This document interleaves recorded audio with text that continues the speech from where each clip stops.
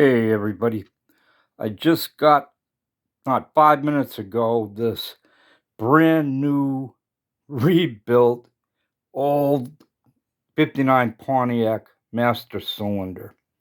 And we're going to take a look at it just in a minute here, but first let's take a look at the box art, if you want to call it that. And this was rebuilt, I don't know when, but in Boston, Massachusetts. I guarantee you they're not doing that up there anymore, not for a very long time.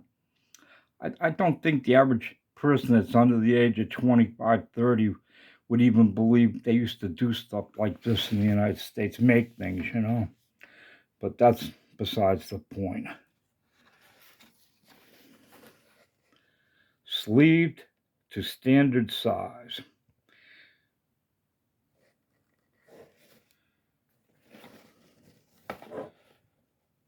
Back.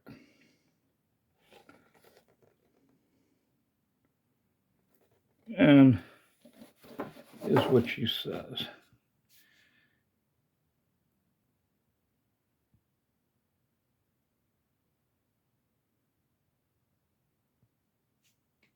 Okay, and here she is.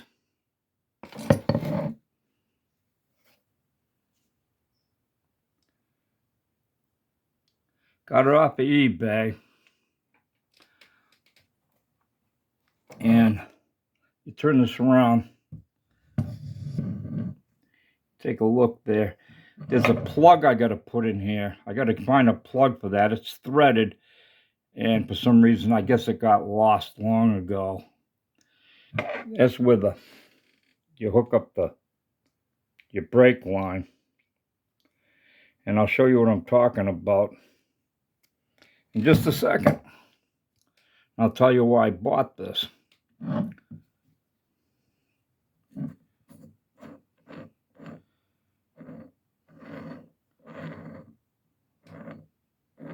Wonder if an alien's gonna pop out of here.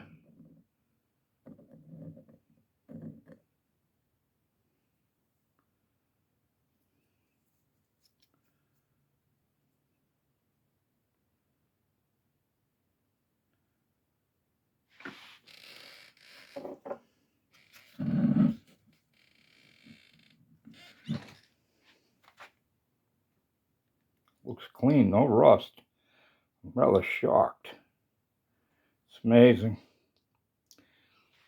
Turn it around.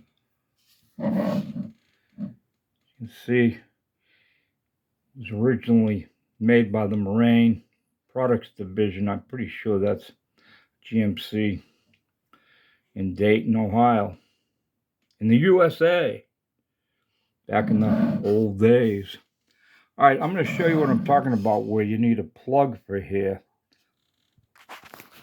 And I'll tell you why I ordered this. Okay, I was having problems. This car didn't want to, was stopping, but it was making horrible sounds. Like it was this really grinding, just wicked sound. And so, and it was coming from the rear. So I bought new brake drums, brake shoes, and wheel cylinders. And got it all, put it all back together, and I was having a real problem bleeding the brakes. Because the wheel cylinders, there's that what I'm talking about, that little plug right there. I'm gonna have to get another one because it turned out I don't need this. I gotta wipe that off. But here's what happened. The wheel cylinders I got for it, they're new, you know, not new old stock, new stuff, imported. And when I'm bleeding them, I kept getting air bubbles, air bubbles, air bubbles, air bubbles. And I thought that there was, I thought it was coming through the master cylinder. I later got on YouTube and found that's a problem a lot of people are having with these new wheel cylinders that they ordered, that the bleeder valve doesn't fit in there right. And you got to put Teflon tape around them. And that's what I ended up doing, and it fixed the problem. And so this one I just got, the new one, the new old stock rebuilt one, I'll use on the thing I'm trying to put together, splicing the sodden 259 Pontiac back together as a two-seater. Down here, you'll see the brake drums I took off.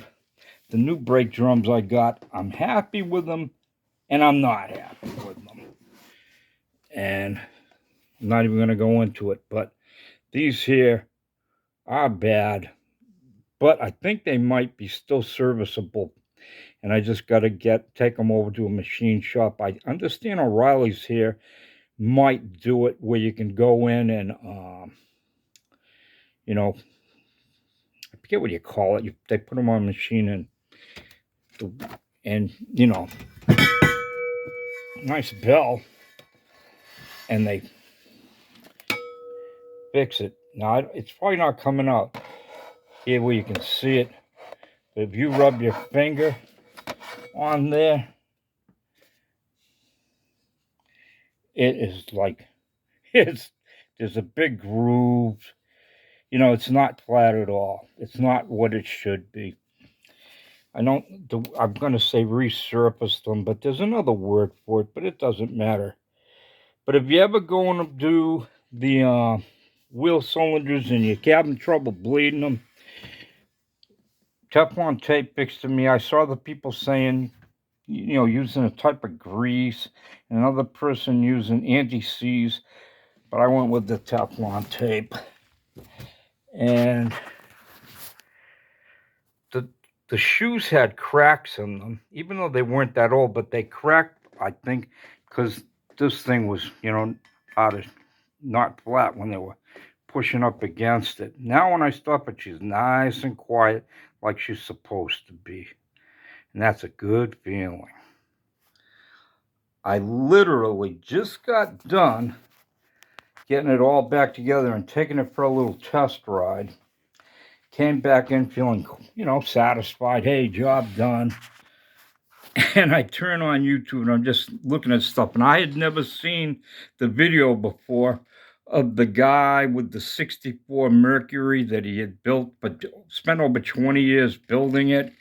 And over $200,000. And 2 wives later, he finally gets it on the road and smashes it all up. If you haven't seen it, it's on it's on YouTube. Just look up 64 Mercury Comet, 1,300 horsepower. Oh, there's a lot of people put a lot of videos up and talking about this, and it sounds like he's going to get it back together again. But brother, everybody have a great day and make sure your brakes are working good.